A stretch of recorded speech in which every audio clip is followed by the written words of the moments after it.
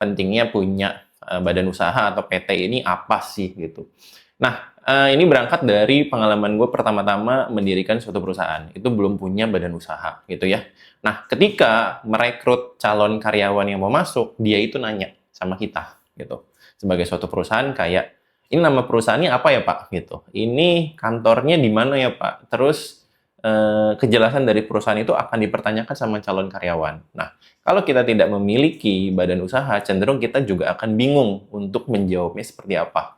Kita mau bilang ini PT ABC gitu ya. Nah, tapi ya kita tidak memiliki badan hukumnya tersebut. Nah, otomatis menurut gue pentingnya badan usaha ini adalah sebagai suatu identitas untuk kita merekrut calon karyawan kita untuk masuk ke dalam suatu perusahaan. Yang kedua, itu adalah sebagai identitas untuk orang-orang yang sudah masuk, gitu ya.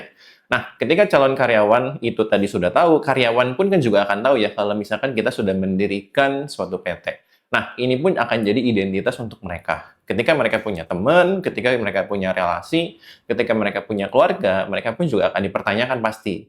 Emang kamu kerja di mana sih? Nah, ketika sudah punya badan usaha, otomatis punya identitas juga untuk karyawan-karyawan yang sudah bergabung gitu. Nah, biasanya ini akan menjadi rasa bangga ya buat teman-teman yang khususnya awalnya nggak PT jadi PT gitu ya. Otomatis bisa bilang, oh gue kerja di PT A gitu, gue kerja di PT B dan seterusnya. Nah, walaupun mungkin tidak signifikan, tapi dari pengalaman gue ini cukup sangat berarti gitu ya.